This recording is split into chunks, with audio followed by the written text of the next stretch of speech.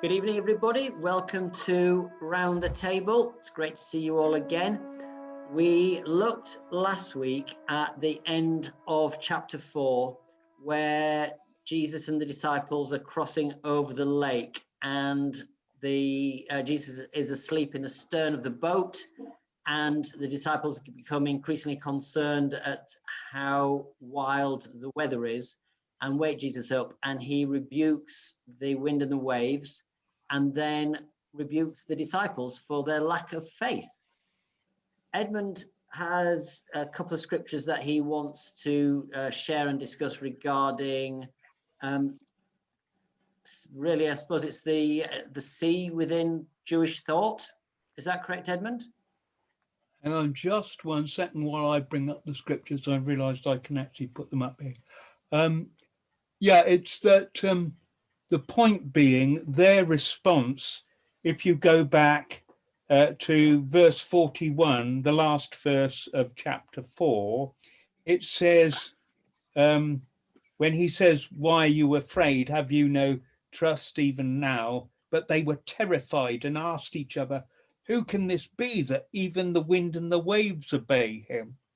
Well, they'd be very well aware in the Psalms, there are 1, 2, 3, 4 references in the Psalms I think I've got here.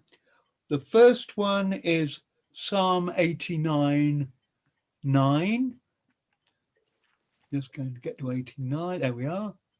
89:9, and it says, "You rule the raging of the sea.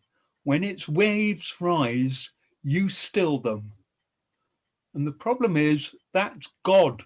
That's talking about God, right? The next one is Psalm 65. Just go back to 65, and it's verse 7, which says, the verse from before, "The one who by his strength established the mountains, being girded with might, who stills the roaring of the seas, the roaring of their waves, the tumult of the peoples." And then you have Psalm 107, and that is 107 verse 28, and that's talking about the people going down to the sea in ships. Do you remember that passage in the Psalms? 27. Oh, 29. Wrong. It's 28, sorry. "Then they cried to the Lord in their..."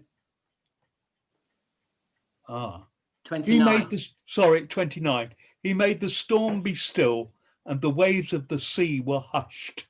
So you see, they're all very specific, and they would know those Psalms very, very well. And it goes all the way, "They were glad that the waters were quiet, and he brought them to their desired haven." And do you remember one of the references says they found themselves at the place they were going to? Yes, that's in the chapter 6, walking on the water. Oh, it's on the walking on the water. Well, the thing is, when we get to the walking on the water, which we'll get to, it's Job that we go to. Let me just bring up that. Job chapter 9, verse 8, I think. "Who alone stretched out the heavens and trampled the waves of the sea." And other people say, other translations say, "treads upon the waves of the sea." Most of them, I think, say "tread." The one I've just got up, which is the ESV, which I just picked at random, says "trampled." You either get ones like that, but most of them say "tread." Yeah, NIV says "tread." Yeah. So that's in their heads, and that's why at this point, where they're in a place that they would feel, in a sense, like as we were talking last week about it being the spiritual place, like going to a graveyard for them. This, applying it to Jesus having power over this place, is is especially noteworthy, and they're scared. Well, yes. I mean, if they knew those verses, then it makes very, very clear actually who he is. Yep. So great. We are going to do a fairly large, the next section's quite a large chunk. So I will share my screen. Edmund, are you okay to read it from your version? Yeah, up to where? We're going from Do you want to do the whole chunk? Because that would be logical. Yeah, 1 right through to the end of 20. Through to the end of 20. Okay. So I will just. Oh, yes, that's exactly. Yeah. Yeah. Right. About the demon-possessed man. Oh, right. That whole section. Yeah, Mark 5, 1 through 20. Okay. I'm just having a quick with my eye just to see there aren't some unusual Hebrew Jewish version names which will trip me up. Good. And I'll do the proper translation for it. Anyway, okay. Yeshua and his disciples arrived at the other side of the lake in the Gerasenes territory.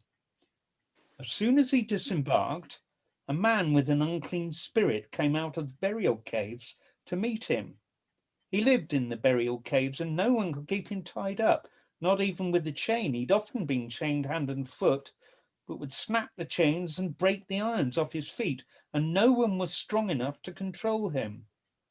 Night and day he wandered among the graves and through the hills, howling and gashing himself with stones. Seeing Yeshua from a distance, he ran and fell on his knees in front of him and screamed at the top of his voice, "What do you want with me, Yeshua, Son of God, Halion? I implore you in God's name, don't torture me." For Yeshua had already been saying to him, "Unclean spirit, come out of the man." Yeshua asked him, "What's your name?" "My name is Legion," he answered. "There are so many of us." And he kept begging Yeshua not to send them out of that region. Now there was a large herd of pigs feeding near the hill, and the unclean spirits begged him, "Send us to the pigs so we can go into them." Yeshua gave them permission. They came out and entered the pigs, and the herd, numbering around 2,000, rushed down the hillside into the lake and were drowned. The swineherds fled and told it in the town and in the surrounding country, and the people went to see what had happened. They came to Yeshua and saw the man who had had the legion of demons sitting there, dressed and in his right mind, and they were frightened. Those who'd seen it told what had happened to the man controlled by the demons and to the pigs, and the people began begging Yeshua to leave their district. As he was getting into the boat, the man who had been demonized begged him to be allowed to go with him, but Yeshua would not permit it. Instead, he said to him, "Go home to your people and tell them how much Adonai in his mercy has done for you." He went off and began proclaiming in the 10 towns how much Yeshua had done for him, and everyone was amazed. Excellent. Thank you, Edmund. That is great. So let me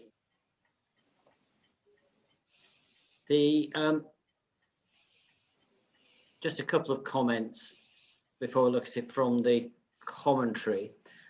The phrase 6 to 8 shouted at the top of his voice, "What do you want with me?" The commentators say it actually means, "What do you and I have in common?" or "Why do you interfere with me?" or even "Mind your own business." Would be a way of translating it. But we now get a context as to why Jesus stilled the storm using the phrase "be muzzled," as if he was using the same phrase that he uses to address demons in other places in Mark. We now know what was behind the storm, because waiting on the other side is the demonized guy with legion, because we are many, and a legion was 6,000 soldiers. Yeah, that's what my note says. and 120 cavalry plus technical personnel. So it was a fairly large fighting unit. And so we obviously don't know exactly how many. We do know that there were 2,000 pigs. And so, yes, it's very interesting sort of the whole thing building up a power encounter of Jesus against a fairly large demonic horde. Terrified, tried to stop him coming by, creating a storm on the lake, and then confronting him with, you know, what do we have in common with you? Why are you interfering? Mind your own business. When Jesus confronts them on the other side of the lake. Edmund, have you got any backgrounds that you'd like to share on this? Yeah, the thought just struck me as you were saying that, you know, having this sort of challenge as they're coming across, because Jesus is moving into another stage in a way, because it says he arrived at the other side of the lake, and in my version, and actually this is the one I prefer, the Gerasenes territory. Other places will say Gadarenes. Popularly, going back to the King James, we talk about the Gadarene swine. But if you look at your footnotes, it will sometimes say a number of different things as a suggestion. Yeah, Gergesenes, Gerasenes, and Gadarenes are all Yes. versions. And the problem is that Gadara, from where they get the Gadarenes, is quite a long way in a southwest direction from there. You certainly wouldn't have to be able to pop over and tell people and have them come back and see without a good few days having gone by. I like the Gerasenes. Some say Geraza in the footnotes, and that relates to this. Now, that's very interesting because Jesus has just, he's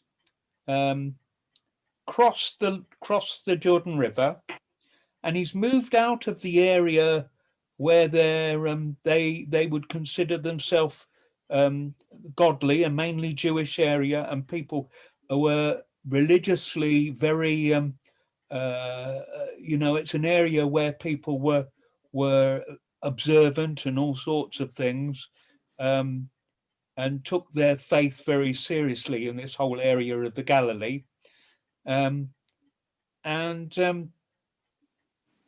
Jesus has now crossed into an area which has different names in the time of Jesus, some of which you might recognize.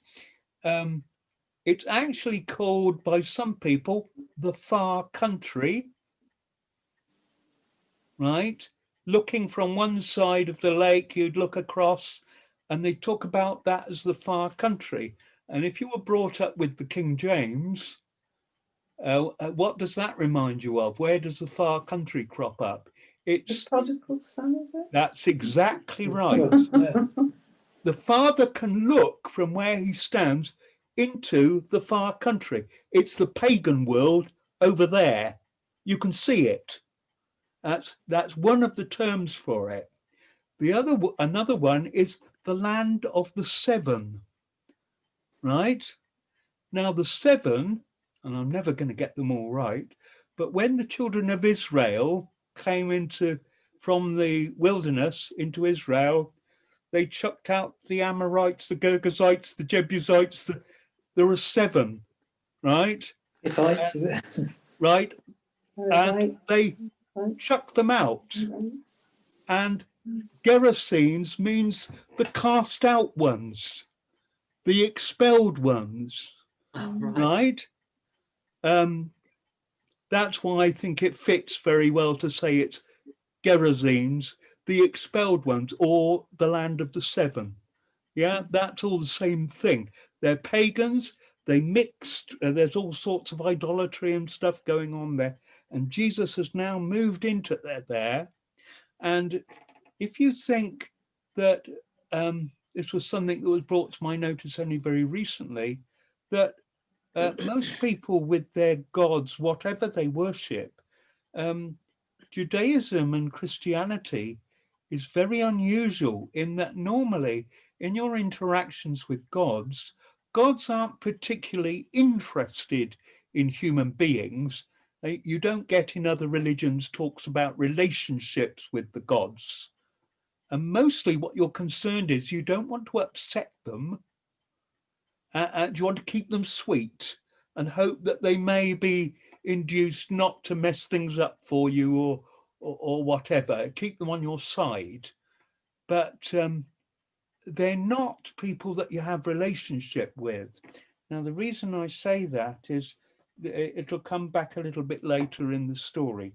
And we've got in the early part a real picture of what a mess this guy was in.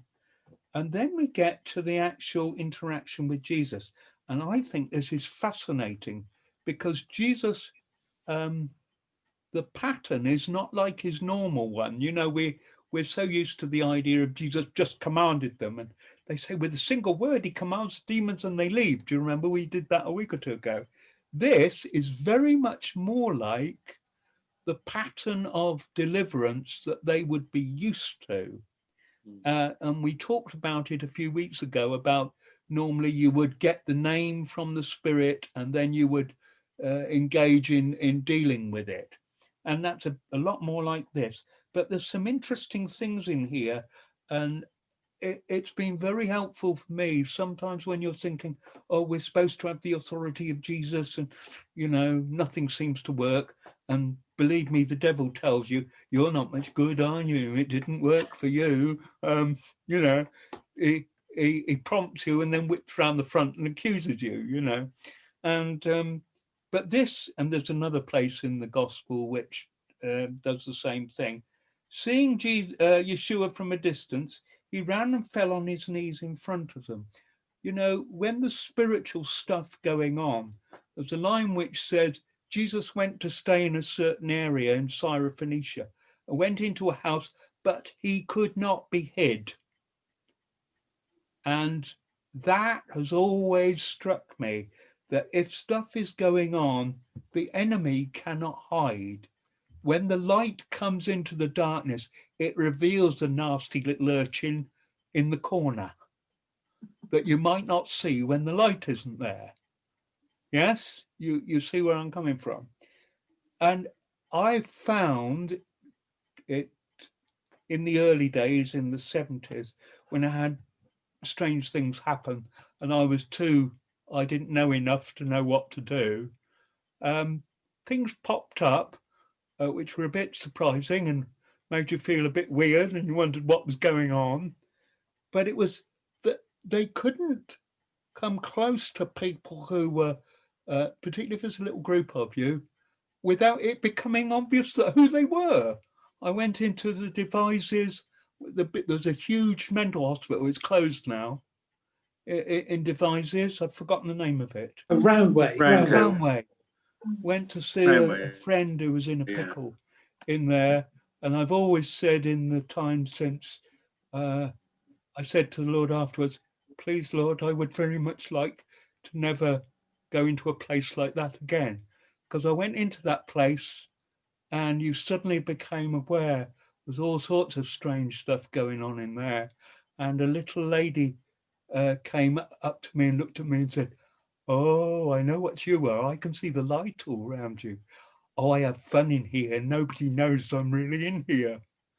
And you looked at her eyes, and that wasn't a crazy lady. That was a very, and she followed me and the other person I was with, followed me around saying, I love this place. I can have all sorts of fun because nobody knows I'm here. I knew exactly what she was or what was in that lady, but I didn't know what to do.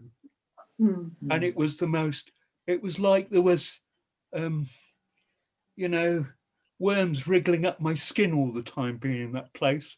It was most unpleasant. There was a lot of hurting people and whatnot, but you knew that mixed in amongst that, there was this other stuff as well. And it was the most unpleasant thing. And I wouldn't want to go there again. So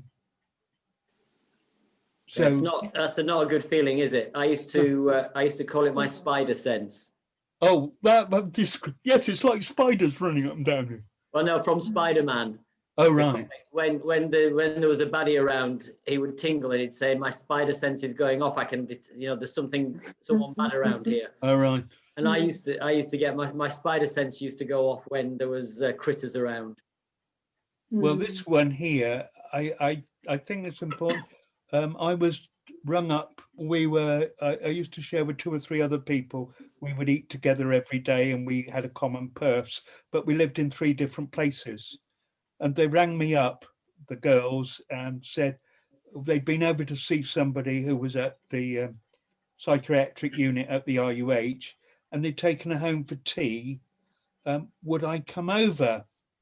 And I came over and I was sitting in the front room facing the open door to the passageway, and they were in another room down the passage. And then she walked by, and as soon as she got to the open door, her head shot round. She looked at me and she went bang down on the floor. I've never seen anything like it. She sort of, like a snake, swiveled across the floor at speed till she was at my feet, and she stroked my feet. You don't have to guess much. And this man, do you see what this man does? What do you want with me, Yeshua, Son of God? I implore you in God's name, don't torture me. Oh, we'll get to he is right at his feet, right?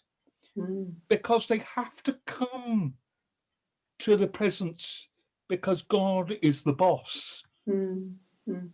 So they can't avoid the fact you are the boss. We have to acknowledge it. We don't like it, but that's what's going on.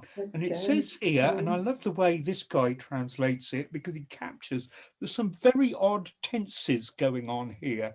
And I don't really know Greek, but I'll try and explain as much as I understand.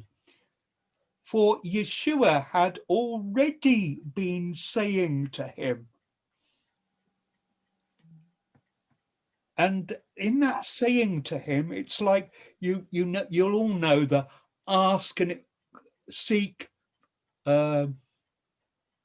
ask, seek, knock and find. Thank you. Oh, I knew it. sorry. Lines ASK, which is, I'm thinking it's K. What is it? But each of those you'll have been told is ask and go on asking. It's a continuous. Seek and go on seeking. Knock and go on knocking. You'll have heard that from some preachers. Yeah. Well, it's exactly that saying.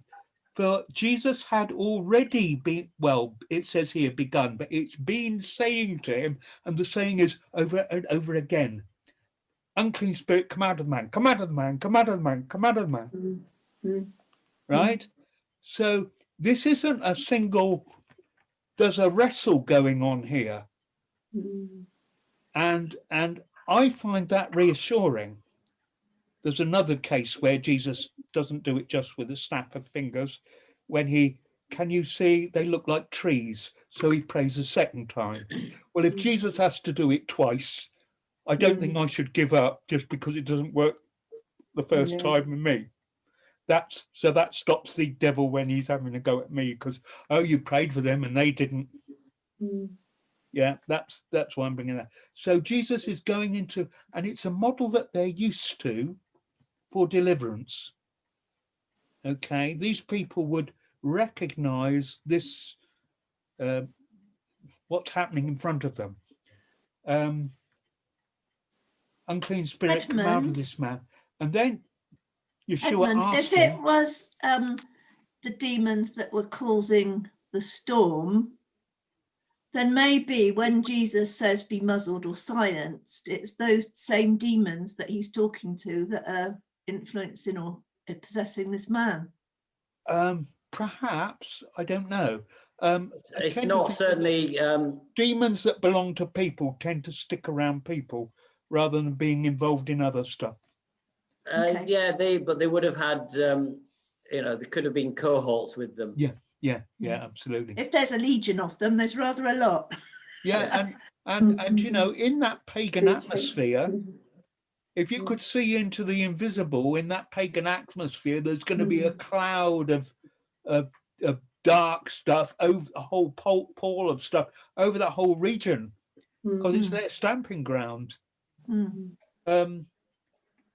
But the point I want us to see is this isn't a quick snap your fingers, and there are various stages. We've gone through the first stage, and then Jesus asks him, "What's your name?" "My name is Legion, there are so many of us." And he kept begging Yeshua not to send them out of that region. Now there was a large herd of pigs feeding near the hill.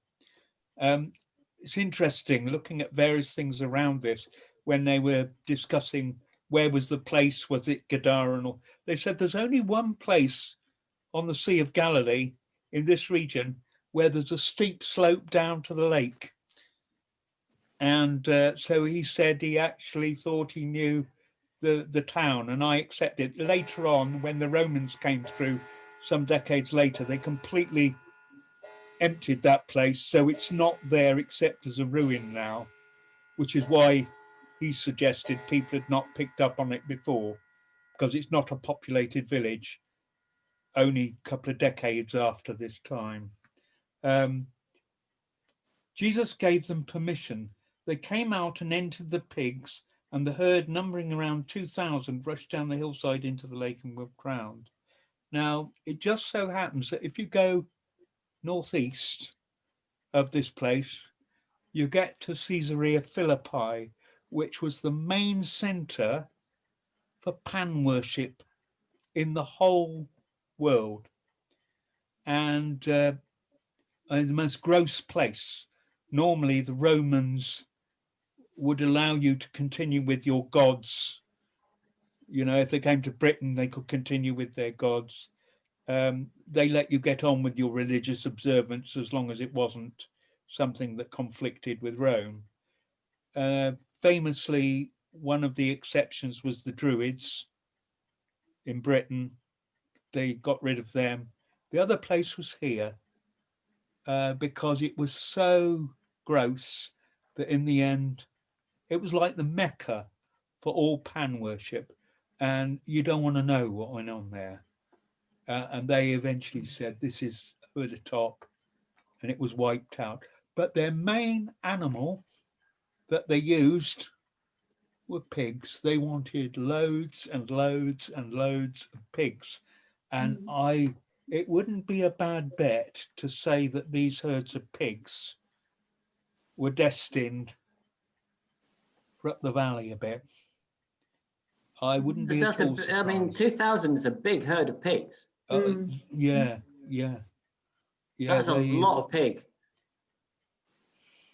Yeah. And of course, I mean, pigs can be used for food and whatnot and all sorts of stuff.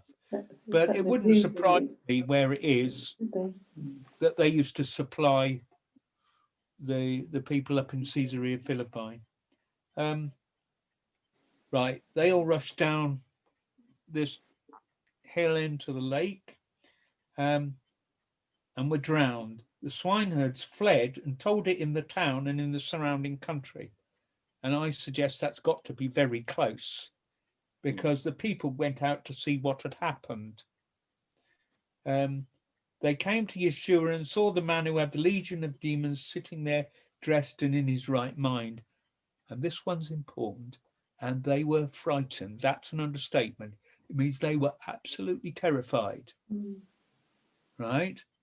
And I think that's important for, and the people began begging Yeshua to leave their district, because when they saw power, it was a thing to be afraid of. Because when people are using, you know, if you take someone like Simon Magus, who we hear about in Acts, who's using occult powers, people don't upset those people, because nasty things happen if you get on the wrong side of them. And there's this man who's from the other side of the lake, and he's just done something absolutely monumental. That's not how wonderful, how amazing. It's, well, this is a big power. Please, sir, please go away. You're frightening us to death, because power means fear. under their normal religion. They're afraid of the gods that they worship. They want to keep them sweet. Do you see where I'm coming from? Right. They were frightened. I love the fact that the man is clothed and in his right mind. Lovely. Where did he get his clothes, Edmund? Sorry? Where did he get his clothes? They Well, must have had a spare set with them. you know, people would give him stuff. I mean, if I was at a festival and there's somebody there who's having a bad time, well, then you take one of your blankets and you'd wrap them around them, and we used to look after one another because people got into messes, and you just had a lookout, especially if they were young. And yeah, an interesting point that the commentators make is to clothe someone was a symbol of adoption. Yeah. Those who had seen it told what had happened to the man controlled by demons and to the pigs. People began begging Yeshua to leave the district. And this, as he was getting into the boat, the man who had been demonized begged him to be allowed to go with him. Now, where else in the Gospels do you find Jesus said, "You want to follow me?" No. There's something very particular here. And I learned through this passage back in the 70s, a very important thing. I'm always a bit worried about, COVID's a great time because people are scared. Get in there with the gospel. Yes, you need to be scared because if you're not right with God, you're going to hell. No, don't ever use fear, because if people come to God, fear will distort the way they relate to God. If you're afraid of your father, the way you relate to your father is different. If you do what he says because you're afraid of him, that's not a healthy relationship. Right. You understand where I'm coming from? Therefore, anytime if I'm talking to somebody, I suddenly realize I'm getting a bit frightened by something I've described. You don't need to do that because, using astrology can control you and this sort of thing. And all of a sudden you think, now I see in their eyes, and I say, but don't worry, because Jesus is more powerful than all these stars and all this stuff. I don't want to go down a road where I'm bringing them to the Lord with any mix of fear, because it's the wrong relationship. And so Jesus steps back. He does exactly what the people who are afraid want. He leaves, so their fear level will go down. But instead, he said to him, go home to your people. These are all the people that know him and whatnot. Tell them how much Adonai, now this is the Jewish God, they'll be very well aware of the Jewish God because it's like a marketplace, all sorts of religions and everything, and the Jewish God will be in amongst them because there'll be Jews there and they worship Adonai. But Jesus is saying, tell them that it's the Jewish God that did this. That's a God with big power in their frame of reference. He went off and began proclaiming. It's the same word used for announcing the gospel in the 10 towns, how much Yeshua had done for him. And everyone was just amazed. And if you go just a little bit further on, we have the feeding of the 5,000, and then we have the feeding of the 4,000. And the 4,000 is when he's crossed over to this side again. And he didn't do anything to get them. They just came in droves. Why did they come in droves? This is that guy that we've been hearing about, the Adonai of the Jews. And they all came because they'd heard, I think, what the delivered man told them. They would all know the story. 2,000 pigs and all that. Yes, everybody's going to hear the story. So by the time he comes back, the man has done the job and they're not afraid of Jesus anymore.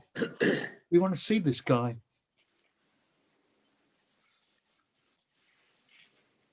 There you go. Excellent. There you go, the whole passage.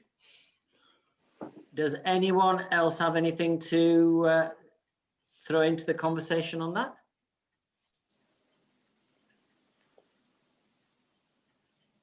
See, Edmund, you've picking up on the idolatry and can't really hear you, Phil. Sorry, just picking up on the idolatry there and the worship of multiple gods and the rest of it. I'm just wondering how, you know, their mindset. I mean, you said that you picked up on the fear there, but I mean, would they have been aware? Do you think that they were in a sort of, you know, dirty, pagan, grubby practice, or whether they just think this is you know, normalized now to sacrifice to these gods to try and appease them, and try, you know, and would immediately see that Jesus was a threat to that normality. My conclusion, again, this is reasonably recently I've begun to think about this, and to think of, you know, if you go to Leicester now, you'll see it's like a marketplace of faiths and religions and all sorts of things. And oh yeah, you're a Christian and I'm a Hindu and he's a Sikh, and you know, we're all part of the community together. And it strikes me, if you go to India, I can't remember how many million gods, tens of millions of gods they say that there are in India to pick on. Everybody, I think the norm, we're so used to being a monotheistic culture that we don't realize that in the world generally, it's almost like a marketplace, and everybody and his aunt has got his shrine or his local god or the one particularly he favors. The whole idea of it being thought of in terms of which is the right one wasn't the way they thought, it's the way we think. And so it just, oh, here's a God who obviously has power. But they're not thinking, therefore, these are wrong that we've all been following necessarily. That comes later. Because it's a marketplace for gods and what have you. You know, there are statues of gods all over the place. Athens is famous for the number of different altars to different gods it has, because that's actually the norm. And when we look at our culture now, the world, we begin to see that more and more and more. It's reverting to what a non-Christian world is like, where it will have a whole raft of things that people do. Does that make sense? So I don't think they're aware that this is a powerful one. I was thinking of Jonah the other day. Those guys in the boat, when they're trying to work out why the storm is so bad, and then Jonah says, well, I know actually it's I'm trying to get away from my God and he isn't too pleased about it. And the interesting thing is it says they'd all been seeking their gods before, and then, oh, it's yours, is it? Okay. And then after they chucked Jonah overboard, it says they offered sacrifices to that God. Now, it doesn't mean it was just, oh, this is the God that happens to have done it. They don't give up their other gods. As we tend to think, and some Jewish writers would say, oh, they converted to the one true God. No, if you read it, that's not what they did. They just said thank you to the one that was clearly, yes, it does show it was this one. It doesn't mean they gave up the others. It's just his God.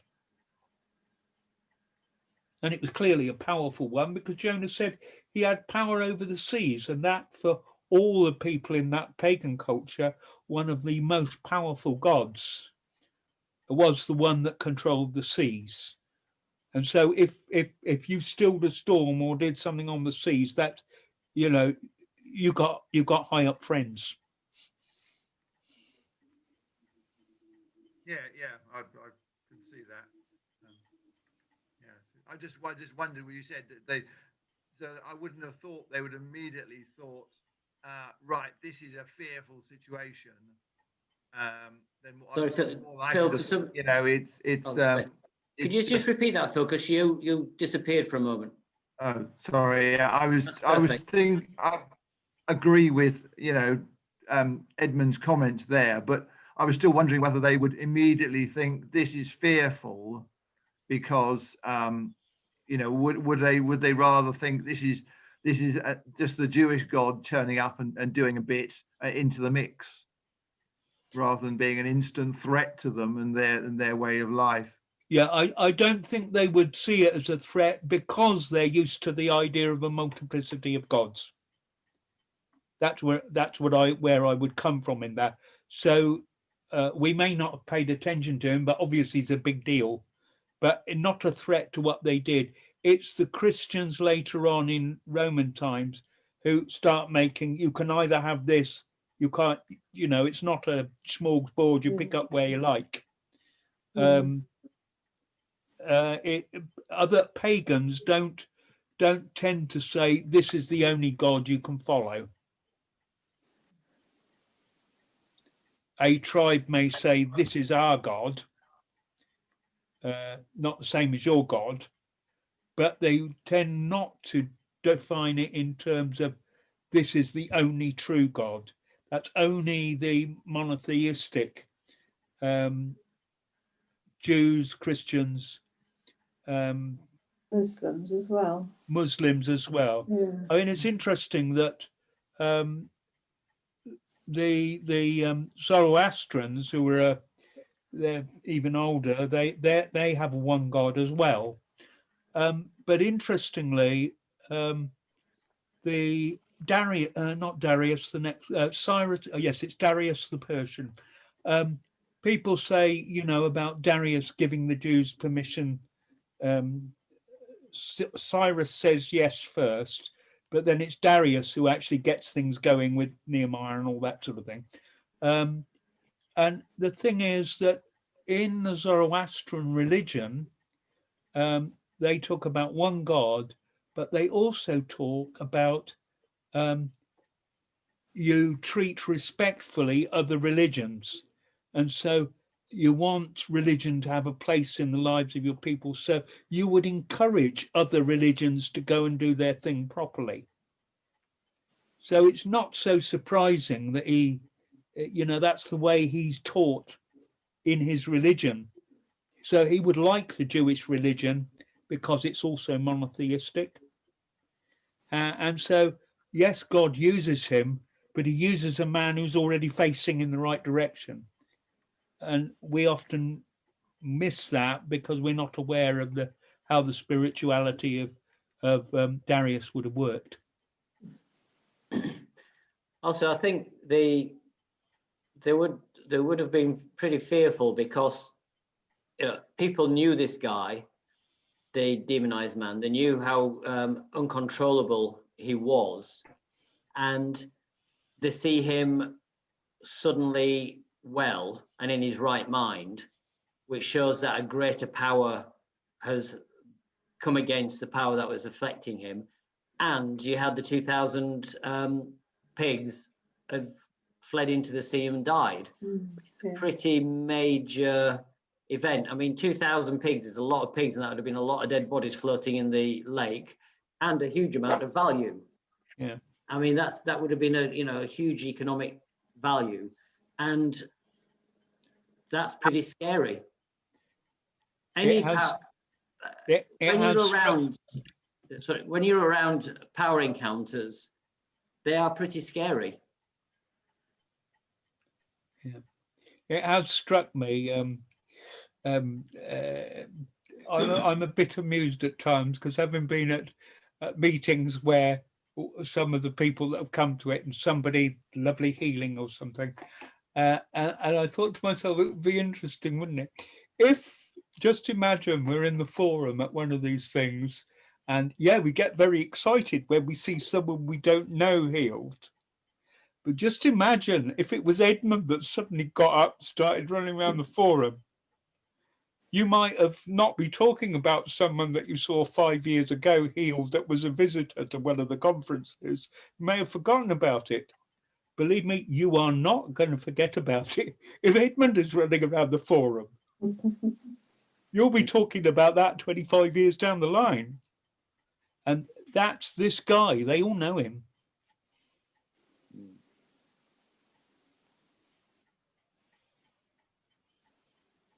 Any other questions? I don't think we've got time to go on to the next passage because again, it's a very long passage, and I wouldn't want to rush it, and I wouldn't want to break it up.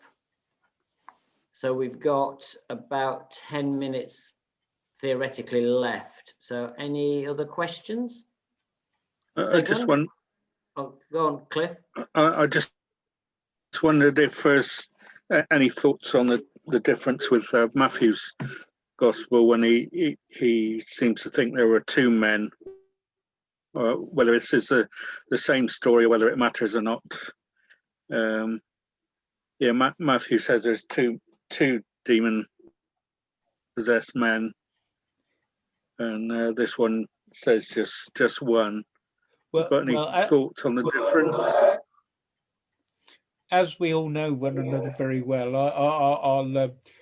my thinking around this, right, which is possibly a little bit quirky, but if you look at the Gospels where the stories are common, I think I've said it before, you'll find that almost always Matthew's account is always the shortest, and Mark's is almost always the longest. It's as if Matthew is doing little sketches of the stories, and I have this sort of picture of him sitting there, and across all his desk there are lots of scraps of paper that people are giving him, telling him bits about experiences of Jesus and stories, because he wasn't there for all of them, right? And you're sort of picking up this bit of paper and saying, oh yeah, where was that? I'm sure I've got something on that somewhere. Oh yes. And the story, people tell stories, and some people say this and some people that, but it's not as if he doesn't feel quite so much as if he's all the time an observer. So I sort of, if it's going to be a bit sketchy, it'll be in Matthew. He tells more stories than all the rest, but he's got all these bits of paper on the desk, and he's sort of, oh yeah, I've got two accounts of that. One says two, one says, oh well, whereas, so I don't worry, because you'll find that there's another place where Jesus is going down towards Jericho, and there's two blind men in Matthew, but it's only one in the others. And I just think, oh, dear old Matthew, I don't know whether it was two or it was one. I don't really mind. The same things happened. But I just think, oh, he's rushing and not checking out his sources. Whereas you get the feeling that Luke is very careful with his sources. And Mark has lived with the situation. Little details in there, even if he doesn't, he gives you far more details on most of the passages that he has in common with Matthew or Luke. And I just think, yeah, it's all right, pat, Matthew. I don't know whether there were two. I rather like the one, but it's all right. Jesus is big enough to do both, if that's what it was. So I don't worry too much about that. But I do have this picture of Matthew with lots of bits of screwed up bits of paper, which is trying to organise. Yeah, Matthew covers the story in 7 verses, whilst Mark takes 20. Yeah, and that's almost always the case. Yeah. Luke will do it somewhere in between. Yeah, lots of extra detail in Mark. Yeah. So Gon, it's good to see you with us again. How are you? I'm doing well. Good evening, everybody. Good evening. evening. Good evening. I was just listening. I mean, I think Edmund has really done justice. He's broken it from different angles, and it makes so much sense to me. It'd be interesting to know, Segun, because your culture will have, it always seems like strange sort of story outside most of our experience in the West, because we don't think in those sort of ways. But it's not so strange in your culture. Have you got anything, you could say about things that you could bring to it? On the top of my head, I mean, so the story particularly doesn't sit strange. I mean, you mentioned some experiences you've had, and it's usually commonplace really in Africa because and this issue about having so many gods that they worship and all that. Thank God for the gospel anyway. There is a realization. I mean, if you are Christian, you really do not subscribe to any other worship of any other gods. I at this point, I don't think I have anything that I can really use to expatiate on that story at this point. Sorry. But I understand the story. I understand people being wary. I understand them saying, don't come in. If I was going to add, I would say concerning one discussion we had some couple of weeks back about Jesus being very purposeful. Again, I think Jesus never really intended to get into that town. He just wanted to heal that man and let him go back into the city and and preach the gospel, really. Yeah, I mean, the interesting thing is, it's a very big, 20 verse story, as we said, but which, is the continuation of the journey across the lake. Jesus went there not to go into any of the towns or any of the villages. He went to see that man. That's all he does. He sees the man, heals the man, deals with the demons, and leaves. I mean, it's an incredible thing. Jesus didn't do anything that he didn't see the Father doing. And he obviously saw the Father guide, bringing restoration to this one man. Traveled across the lake, dealt with it, left. Just, incredible, just, love and care. And, Jesus came to destroy the works of the enemy. And this guy was under the cosh with the enemy. 2,000, one demon's bad enough, but 2,000, it's just, unbelievable. There is one little observation, and again, it's something that I've only recently think I now understand. I used to worry because I thought, well, I must have gone off the boil. My light doesn't shine as brightly as it did in the early days, because I don't get any experiences like that nowadays, where there was a handful of them in the early days, in the 70s, in the Jesus house, and we saw miracles and things, and you think, oh dear, what's the matter with me? I know more, but it doesn't happen anymore. And I think I've now understood something, or at least a suggestion, is that there's a season when the conditions are much more spiritually sensitive. God is brooding over a place, and therefore, it's that light, the light of God, which was over the culture at that time when many, many people came to the Lord. We saw all sorts of extraordinary things. Ministries started, which grew and grew and grew. And I think it's to do with the fact that the Lord was brooding over the culture at that time. And it was springtime or summertime or whatever you like spiritually. Whereas, the temperature is cooler now. And therefore those things don't show up in the same way. I think I said to somebody that a film which caused most bizarre happenings when it was shown in the cinemas, where they had to have ambulance people at every cinema because people were fainting and doing all sorts of things when it was shown, dealing with occult things. When it was re-put out in the last year, And I was thinking, oh, what's going to happen this time? As far as I know, they didn't have those sorts of phenomena happening. And that's when I suddenly realized how this works. It was a lot more sensitive then to spiritual things, and therefore we tended to see them pop up. But if the spiritual temperature is cold, they can stay hidden away in the corners because they're not going to let on they're there if they can get away with it. Right, So guys. Oh, sorry, go on. All right. Go on, Margaret.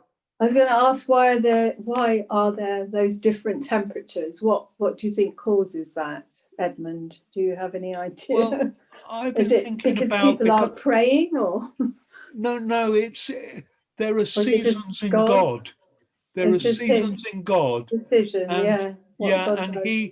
I mean, I was interested because there's a place where I think it's when there's a woman at the well, and just afterwards when I think it's around about then, he says, look, the fields are white for harvest, right?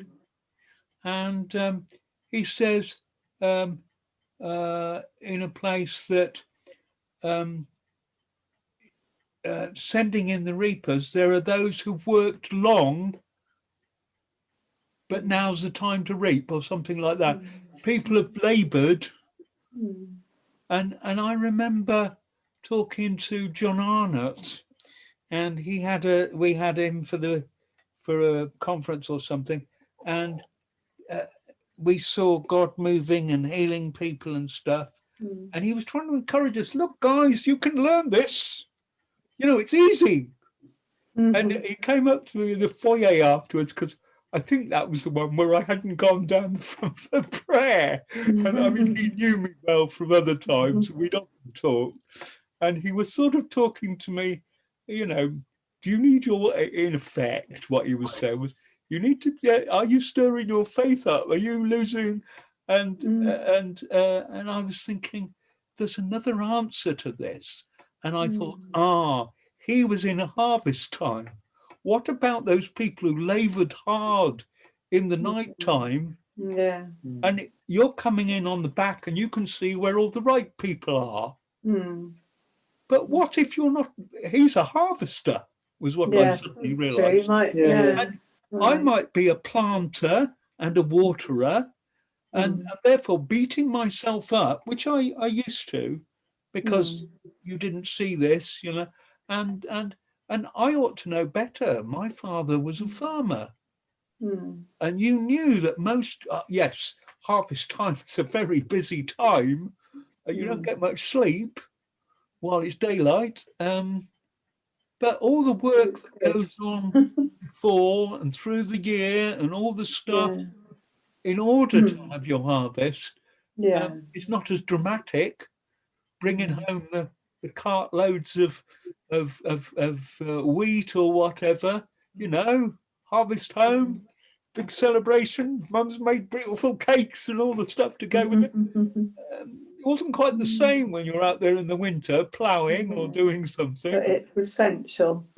Yes, and so I think that's to do with seasons as well. Right. And yes, we do need to encourage people to step out and think that it's not just for the high-ups to pray for the sick and all that sort of thing. There's this thing intention all the time.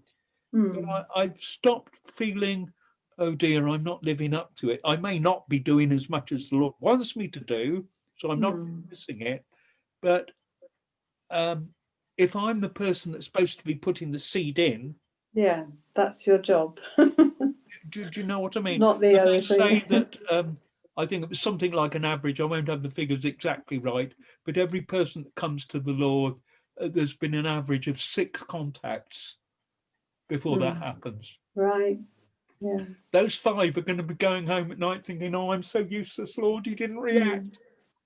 And we're going to look at the 7th and say, everywhere he goes, people get saved. And I think we need to disconnect ourselves from that. Good point. And then we're free to do whatever. It's not, oh, it doesn't work when I do it, so I'll give up. Because that's very easy. Jesus says, when he's talking about prayer, he says, but when the Son of Man comes, will he find faith on the earth? Mm. Because people who have prayed then get discouraged Mm. because they got a wrong picture. And so the job is persevere, guys. Mm. You may be the one that's turning the soil over and making really good soil for the seed. You may be planting the seed. You may be watering the seed. You may not get to be the one that harvests it. Mm. But persevere, persevere, persevere. Because the devil is always saying, oh, you're not much good at it, are you? You might as well leave it to the evangelists. You know, and oh yeah, well, you may have seen occasionally, much to my surprise, the odd person get healed. But I'm always shocked when that happens, because it doesn't happen a lot. But the enemy's very good at saying, oh no, you're not much good at it, are you? You've just been sitting listening to Ian Andrews, who I absolutely love, one of my favourite people. And, you know, we feel a bit inadequate in his shadow. And the devil tells you how inadequate you are, especially after sessions like that. But now it doesn't hit me quite as hard, because I'm thinking, got nothing to do with it. No, we all have different parts to play, don't That's we? right. Different That's parts right. And of the that's body. important. Yeah. It's important. Yeah. And God's time span is very different to ours as well, the way he sees things. Yeah. Yeah. Right, guys, we are 6 minutes over, so I'm going to say thank you. I'm going to pause the recording now. God bless, guys.